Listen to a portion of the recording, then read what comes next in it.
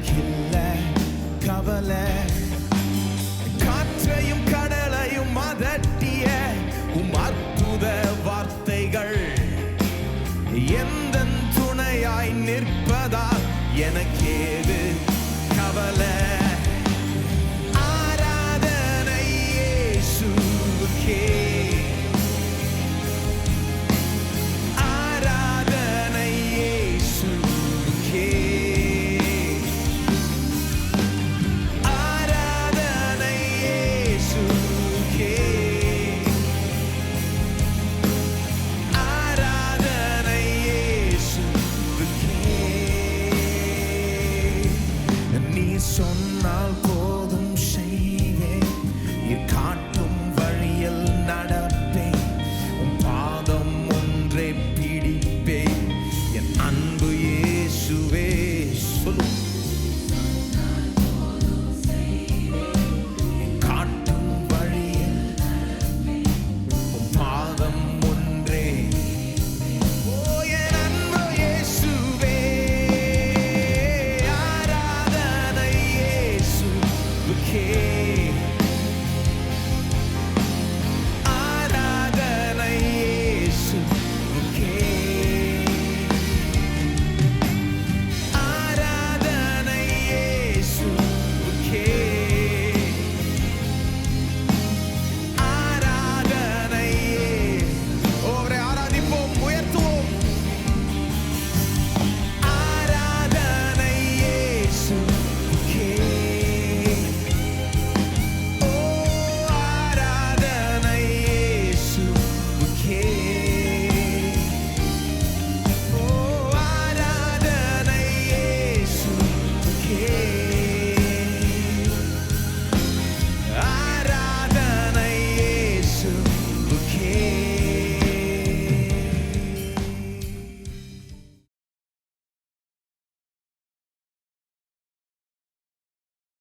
எபிரேயர்கள் நிருபம் 11ஆம் அதிகாரம் 32 34 வசனம் வரை. பின்னும் நான் என்ன சொல்லுவேன்? கிதியோன், பாராக், சிம்சோன், யெப்தா, தாவீது, சாமுவேல் என்பவர்களையும் தீர்க்கதரிசிகளையும் குறித்து நான் விவரம் சொல்ல வேண்டுமானால் காலம் போதாது. விசுவாசத்தினாலே அவர்கள் ராஜ்யங்களை ஜெயித்தார்கள், நீதியை நடப்பித்தார்கள், வாக்குத்தத்தங்களை பெற்றார்கள், சிங்கங்களின் வாயிலை அடைத்தார்கள், அக்கினியின் உக்கிரத்தை அவித்தார்கள், பட்டய கருக்குக்கு தப்பினார்கள், பலவீனத்தில் பலன் கொண்டார்கள், யுத்தத்தில் வல்லவர்களானார்கள், அந்நியருடைய சேனைகளை முறியடித்தார்கள். எபிரேயர் 11ஆம் அதிகாரம் அற்புதமான ஒரு பகுதி, விசுவாசத்தை குறித்து நமக்கு போதிக்கிற பகுதி. முதல் வசனத்திலேயே விசுவாசத்தை டிஃபைன் பண்ணுகிறார். பெஸ்ட் டெஃபினிஷன் என்ன சொல்லுகிறார்? விசுவாசமானது நம்பப்படுகிறவைகளின் உறுதி, காணப்படாதவைகளின் நிச்சயம் என்கிறார். அப்ப விசுவாச வாழ்க்கை வாழுகிறவர்கள் எப்படி வாழுகிறார்கள்? நம்பப்படுகிற காரியங்கள் குறித்த ஒரு உறுதியை அவர் மனதிலே கொண்டிருக்கிறார்கள். காணப்படாத காரியங்களை குறித்த ஒரு நிச்சயம் அவர்களுக்கு உண்டாயிருக்கிறது. வெறும் காணப்படுகிற காரியங்களை வைத்து அவர்கள் வாழுகிறது இல்லை. காணப்படுகிற காரியங்கள் வேற மாதிரி இருந்தாலும் அவர்கள் நம்புகிற காரியங்களை தான் அவர்கள் சார்ந்திருக்கிறார்கள். அதன் அஸ்திபாரத்தில் தான் அவருடைய வாழ்க்கை ஓடிக்கொண்டிருக்கிறது. தான் விசுவாச வாழ்க்கை. அதுக்கு உதாரணங்களை கொடுக்கிறார். ஆபேல்லேருந்து ஆரம்பிக்கிறார். ஆதாமின் ஏவாளின் குமாரனாகிய ஆபேல்லேருந்து ஆரம்பிச்சு எங்க வரைக்கும் வர்றாரு.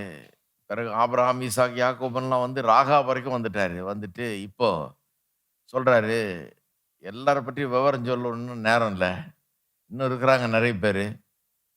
கிதியோன், பாராக், யெப்தா, சிம்சோன், சாமுவேல், தாவீது என்று நிறைய பேர் இருக்கிறாங்க. சாமுவேல்னு சொல்லும்போது சாமுவேலும் தீர்க்கதரிசிகளும் அப்படின்னு சொல்றாரு. அப்ப ஆதியாமத்தில் ஆரம்பிச்சவர் இப்போ நியாயாதிபதிகளுக்கு வந்து கிதியோன், பாராக்னு ஆரம்பிச்சு அப்புறம் சாமுவேலும் தீர்க்கதரிசிகள்னு சொல்லும்போது முழு தீர்க்கதரிசிகள் புஸ்தகத்தையும் கவர் பண்ணி முழு பழைய ஏற்பாட்டையும் கவர் பண்ணிட்டார். முழு பழைய ஏற்பாட்டையும் ஒரு அலசி எல்லார பற்றியும் சொல்லலாம்.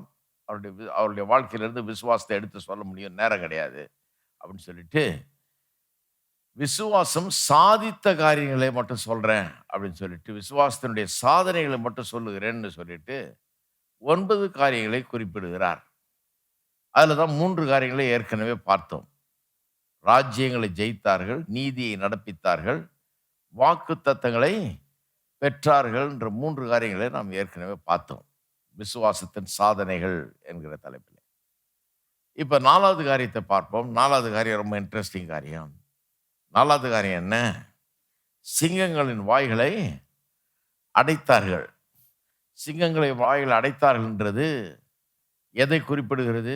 தானியேல் சிங்கக்கவியிலிருந்து இரவு முழுவதும் தங்கியிருந்து பகல்ல உயிரோடு வந்தான் இல்லையா? அந்த சம்பவத்தை குறிப்பிடுகிறது. சிம்சோன் மற்றும் தாவீது போன்றவர்கள் சிங்கங்களை கொன்றார்கள். அது வேற. அதை இங்க குறிப்பிடல. அங்க சிங்கம் செத்து போச்சு. செத்துப்போன சிங்கத்தை பற்றி இங்க சொல்லல. வாய் அடைக்கப்பட்ட சிங்கம் உயிரோடு இருக்குது. ஆனா வாய்களை அடைச்சிட்டாரு கர்த்தர். தேவதூதன் அனுப்பி வாய் கட்டப்பட்டிருக்கிறது, ஒண்ணும் செய்ய முடியாமல் இருக்கிறது. அப்படிப்பட்ட சிங்கங்கள் அது எங்க? தானியேலுடைய சம்பவத்துல தான் வருகிறது. இதை எப்படி வியாக்கியானம் பண்ணணுங்கிறத பற்றி உங்களுக்கு நினைவுபடுத்துகிறேன். எப்படி பண்ணணும்? இந்த விசுவாசத்தின் சாதனைகள், அச்சீவ்மெண்ட்ஸ் ஆஃப் ஃபெய்த் பற்றி சொல்லும்போது, இங்கே சொல்லப்படுகிற காரியங்கள் விசுவாசம் என்ன செஞ்சதுன்னு சொல்றாரு. சொல்லும்போது அது எல்லாம் சரித்திரபூர்வமாய் நடந்த சம்பவங்கள். சிங்கங்கள் வாயில் அடைத்தார்கள்னா அது கட்டுக்கதை கிடையாது. சிலர் வந்து வேதாமத்தை அப்படி பார்க்குறாங்க.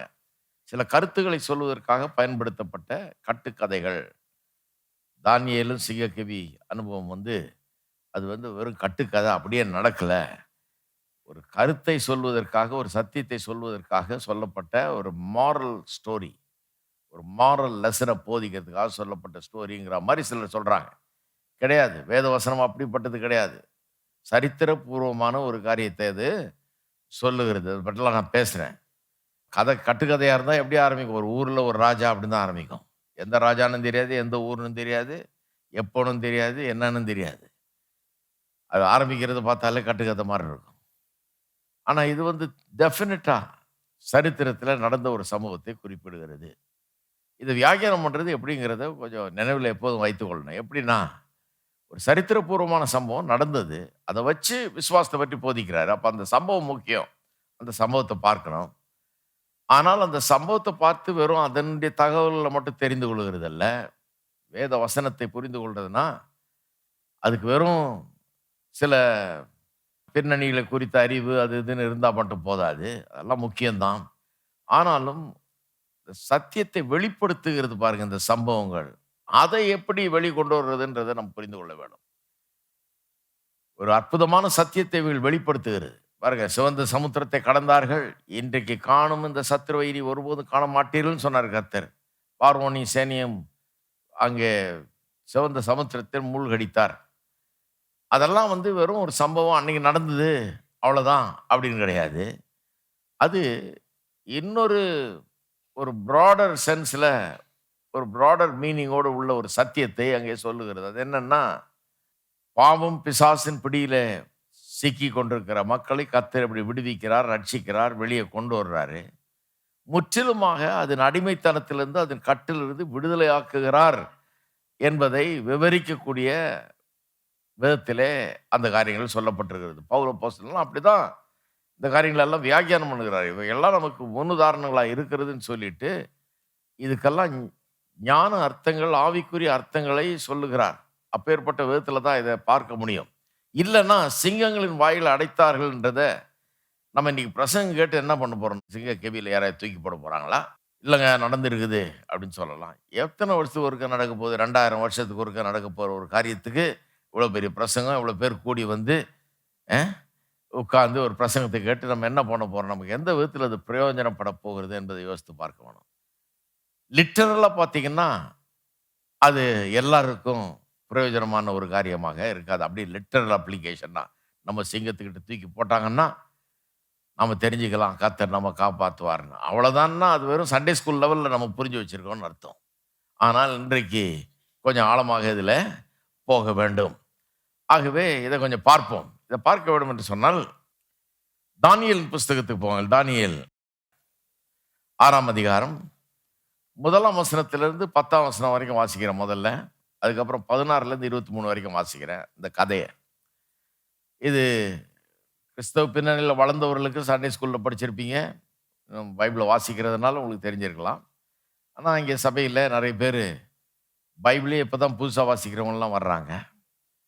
இந்த கதைகள்லாம் சண்டே ஸ்கூல்ல அவங்க கேட்டது கிடையாது. ஏன்னா சண்டே ஸ்கூலுக்கு போனது கிடையாது. ஆகவே இத வாசிக்கிறது நல்லது. ஏற்கனவே 100 தடவ வாசித்தவங்களுக்கு கூட இது நன்மையை உண்டாக்கும். இல்லையா? அதனால நான் வாசிக்கிறேன். கொஞ்சம் பொறுமையாய் கேட்போம். தானியேல் 6ஆம் அதிகாரம் 1ஆம் வசனத்திலிருந்து.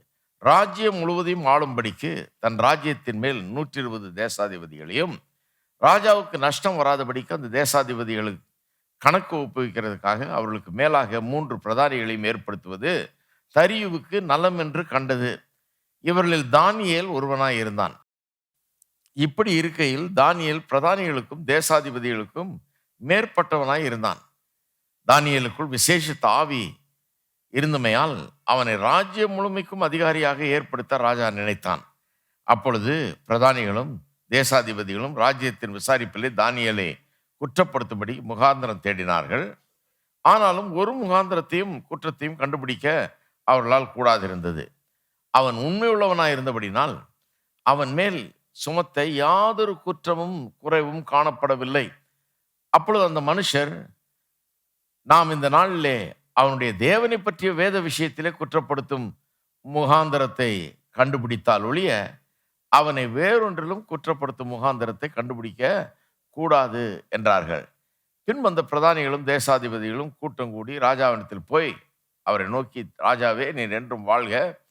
எவனாகிலும் 30 நாள் வரையும் ராஜாவாகிய உம்மை தவிர எந்த தேவனையாகிலும் மனுஷனையாகிலும் நோக்கி ஆதரவு காரியத்தை குறித்து விண்ணப்பம் பண்ணினால் அவன் சிங்கங்களின் கெவியில போடப்பட ராஜா கட்டளை பிறப்பித்து உறுதியான தாக்கீது செய்ய வேண்டும் என்று ராஜ்யத்தினுடைய எல்லா பிரதானிகளும் தேசாதிபதிகளும் பிரபுகளும் மந்திரிமார்களும் தலைவர்களும் ஆலோசனை பண்ணி கொண்டிருக்கிறார்கள்.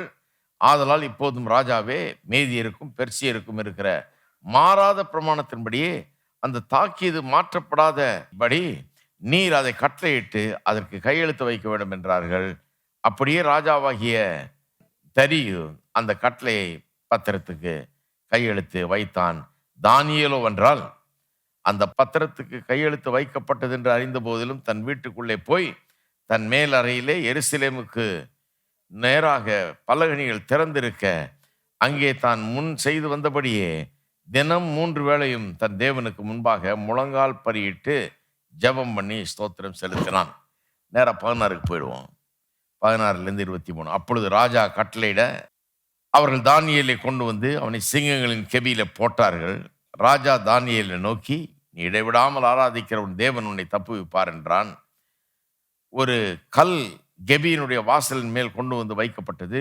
தானியேலை பற்றிய தீர்மானம் மாற்றப்படாதபடிக்கு ராஜா தன் மோதிரத்தினாலும் தன் பிரபுக்களின் மோதிரத்தினாலும் அதன் மேல் முத்திரை போட்டான். பின்பு ராஜா தன் அரண்மனைக்கு போய் முழுவதும் போஜனம் பண்ணாமலும் கீத வாத்தியம் முதலானவைகளை தனக்கு முன்பாக வரவிட்டாமலும் இருந்தான். அவனுக்கு நித்திரியும் வராமற் போயிற்று.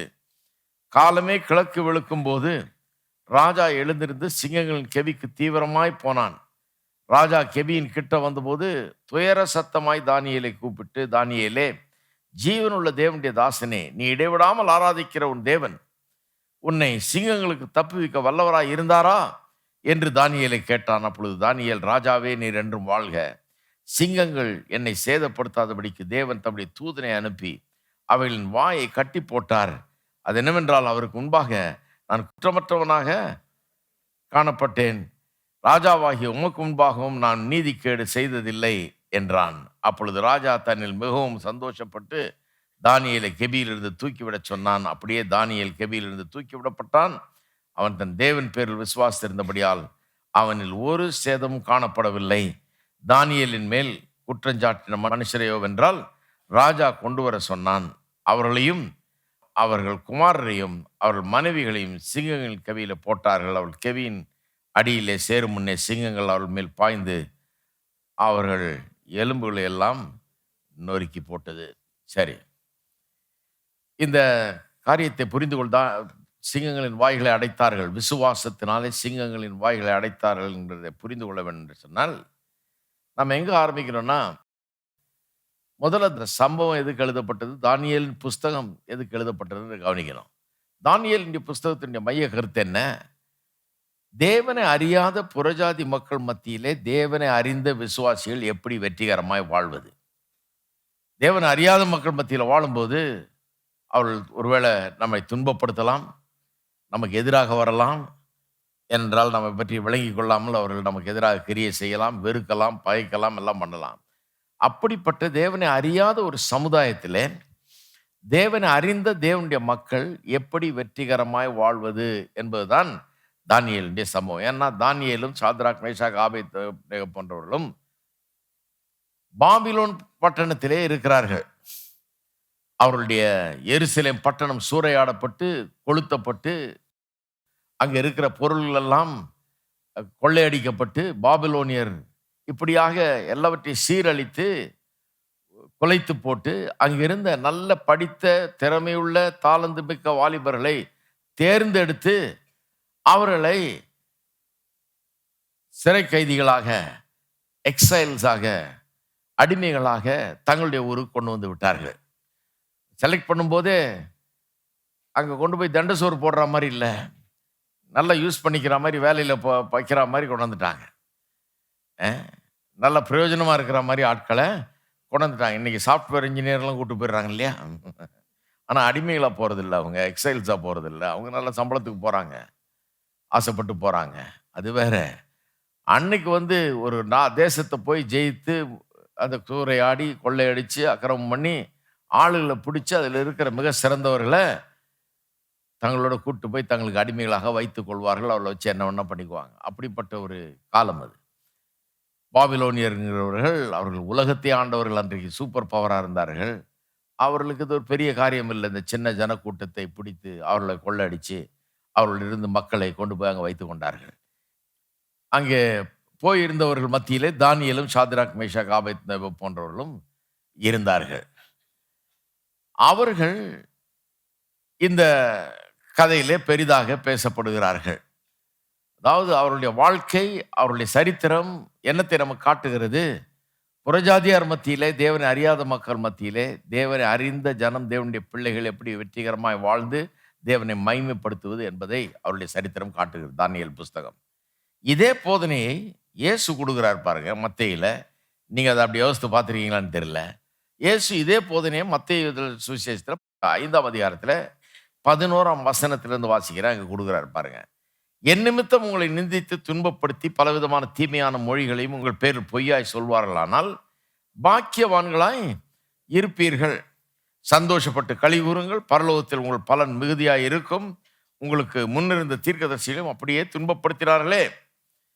நீங்கள் பூமிக்கு உப்பாய் இருக்கிறீர்கள். உப்பானது சாரமற்று போனால் எதனால் சாரமாக்கப்படும்? வெளியே கொட்டப்படுவதற்கும் மனுஷரால் மிதிக்கப்படுவதற்கும் ஒழிய வேறொன்றுக்கும் உதவாது.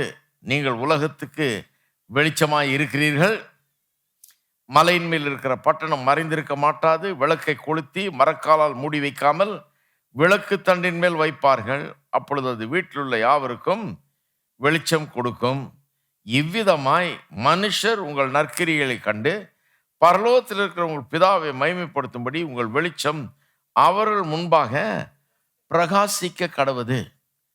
தேவனை குறித்த அறிவை தேவனை அறியாத மக்களுக்கு எப்படி வெளிப்படுத்துவது? தேவனுடைய மகிமையை எப்படி பிரகாசிப்பிக்க பண்ணுவது? தேவனை அறியாத ஜனங்கள் மத்தியிலன்னு சொல்றாரு. உங்களுடைய நற்கிரிகள் மூலமாக உங்களை துன்பப்படுத்துகிறவர் மத்தியிலே, உங்களை பகைக்கிறவர் மத்தியிலே வாழ்ந்து, தேவனுடைய நாம மகிமைக்காக வாழ்ந்து தேவனை பிரஸ்தாபப்படுத்துங்கள், தேவனை மகிமைப்படுத்துங்கள் என்று இந்த விதத்திலே இங்கே சொல்லப்படுவதை நாம் பார்க்கிறோம். அப்ப தானியேல் புஸ்தகம் எழுதப்பட்டது புறஜாதியார் மத்தியிலே வெற்றிகரமாக தேவனுடைய மக்கள் வாழ்ந்து எப்படி கர்த்தருக்கு சாட்சியாய் வாழ்வது, தேவனுடைய நாமத்தை எப்படி பிரஸ்தாபப்படுத்துவது, அதுதான் கருத்து. அதே போதனையை இங்கே இயேசு போதிக்கிறார். இதை அப்படியே கச்சிதமாக செய்த ஒரு இல்லஸ்ட்ரேஷன் தான் தானியேல் சம்பவம். ஆகவே இதிலிருந்து பார்ப்போம், நம்ம இயேசுவின் போதனையிலிருந்து பார்ப்போம். இயேசுவின் போதனையில் 3 காரியங்கள். ஒன்று, உலகத்துக்கு உப்பாயிருங்கன்றாரு. புறஜாதியார் மத்தியில் வாழும்போது, தேவன் அறியாத மக்கள் மத்தியில் வாழும்போது, நீங்கள் அங்கே இருக்கிறது ஒரு உப்பினுடைய எஃபெக்டை உண்டாக்கட்டும் அப்படிங்கிறாரு. உப்பை போல நீங்கள் இருங்கன்றாரு. தேவன் அறியாத மக்கள், இருளில் வாழ்ந்து கொண்ட மக்கள் மத்தியில் நீங்கள் வாழும்போது அதுக்கு ஒளியாக இருங்கள், உலகத்துக்கு ஒளியாக இருங்கள்ன்றாரு. உங்கள் மூலமாக அவர்கள் தேவனை காணட்டும். நீங்க லைட் அடிச்சு காமிங்க ஆண்டவரே இவர் தான் அப்படின்னு சொல்லி அப்படிங்கிற விதத்தை சொல்லுகிறாரு. 3வது இன்னொன்னு சொல்றாரு, துன்பப்பட நேரிடும். ஏனென்றால் அவர்களுக்கு உங்களுடைய நம்பிக்கை விளங்காது, உங்களுடைய விசுவாசம் விளங்காது, நீங்க வணங்குற தெய்வம் விளங்காது, உங்களுடைய பழக்க வழக்கங்கள் வழங்காது, உங்களுடைய வாழ்க்கை முறையும் விளங்காது. ஆகவே உங்களை தவறாக புரிந்து கொண்டு உங்களை துன்பப்படுத்துவார்கள். துன்பப்படுத்தும் போது நீங்கள் பாக்கியவான் என்பதை எண்ணி பாருங்கள். ஏனென்று சொன்னால் இந்த உலகத்திலே உங்களை அவர்கள் துன்பப்படுத்துவார்கள் என்றால் பரலோகத்தில் உங்களுக்கு மிகுந்த பலன் உண்டாயிருக்கும் என்றார்.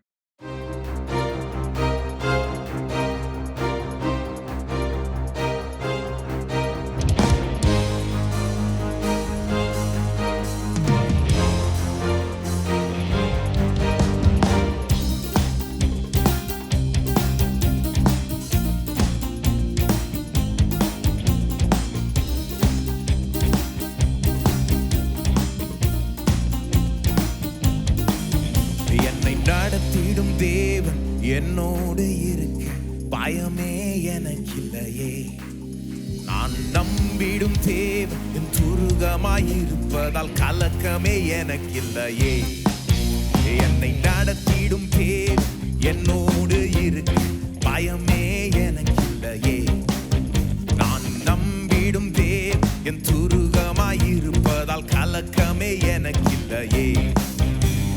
பயமில்லை பயமில்லை பயமில்லையே, நம் சார்பில் கர்த்தர் உண்டு. பயமில்லையே பயமில்லை பயமில்லை பயமில்லையே, நமக்காக யுத்தம் செய்வார். பயமில்லையே, என்னை நடத்திடும் தேவன் என்னோடு இருக்கு பயமே எனக்கில்லையே. நான் நம்பிடும் தேவன் என் துருகமாயிருப்பதால் கலக்கமே எனக்கில்லையே.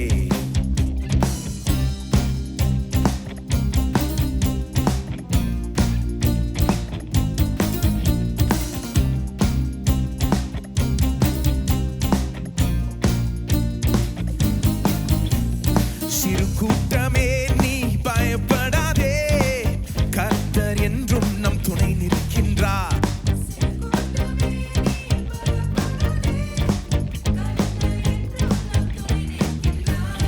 எதிரிகள் வெள்ளம் போல் எதிராக வந்தாலும் ஆவியானவர் கொடியேற்றுவார்.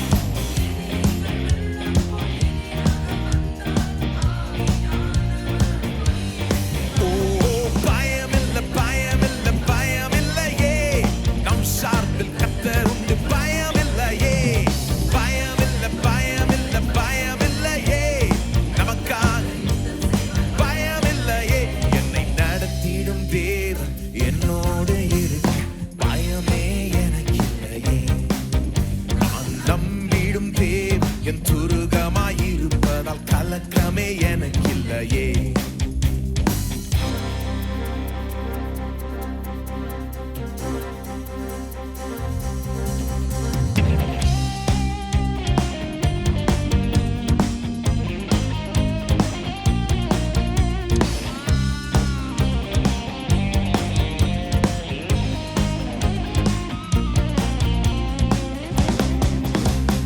பாதைகள் எங்கும் தடை கற்களோ, தாமதம் மட்டும் பதிலானதோ.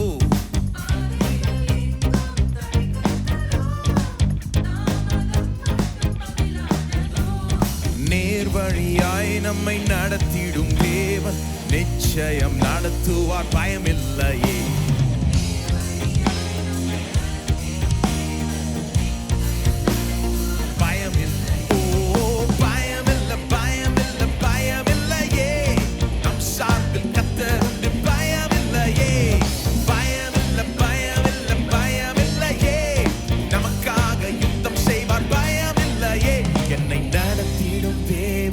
என்னோட இருக்கு பயமே எனக்கில்லையே. நான்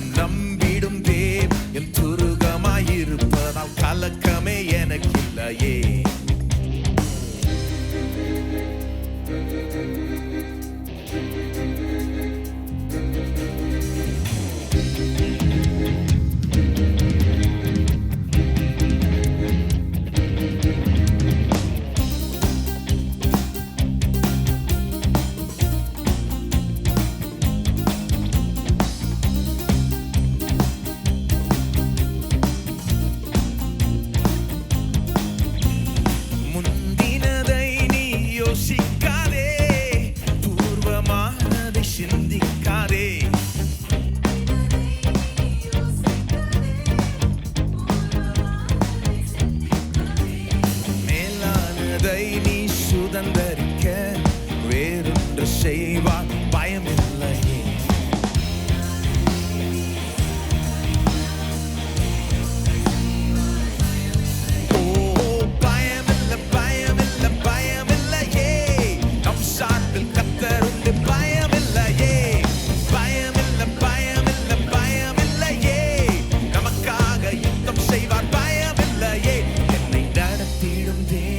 என்னோடு இருக்க பயமே எனக்கில்லையே.